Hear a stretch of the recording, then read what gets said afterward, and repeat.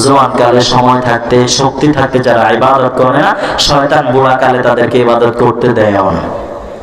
মানুষ হচ্ছে অভ্যাসের দাস। কিসের দাস? আপনি যেটা অভ্যাস করবেন সেটাই আপনি করতে পারবেন, যেটা অভ্যাস করবেন না হঠাৎ করে আপনি করতেও পারবেন না। আপনি 50 বছর 60 বছর অথবা 70 বছর চলে গেছে, ইবাদতের ধারে কাছেও ছিলেন না, জিকির আজকার করেন নাই, নামাজ পড়েন নাই, আল্লাহকে ডাকেন নাই, আর 70 বছর পরে আপনি আল্লাহর ওলি হয়ে যাবেন, কল্পনা করা যায়?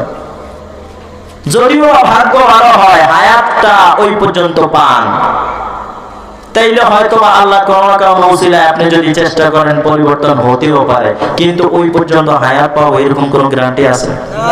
কোনো গ্যারান্টি নাই। এর আগে আজরাইল এসে দরজার সামনে দাঁড়ায় যাবে, সময় শেষ, চলো। কি বলেন, ঠিক কিনা? সময় যতক্ষণ আছে আমিও আছি, সময় নাই আমিও নাই। এই যে আমার নির্দিষ্ট সময় আলোচনা, সময়ও শেষ হবে, আলোচনাও শেষ। কি বলেন, ঠিক না? সময়ের পরে ইচ্ছা করলো 1 মিনিট কেউ থাকতে পারবে না। পারবে নাকি? কেউ পারবে না।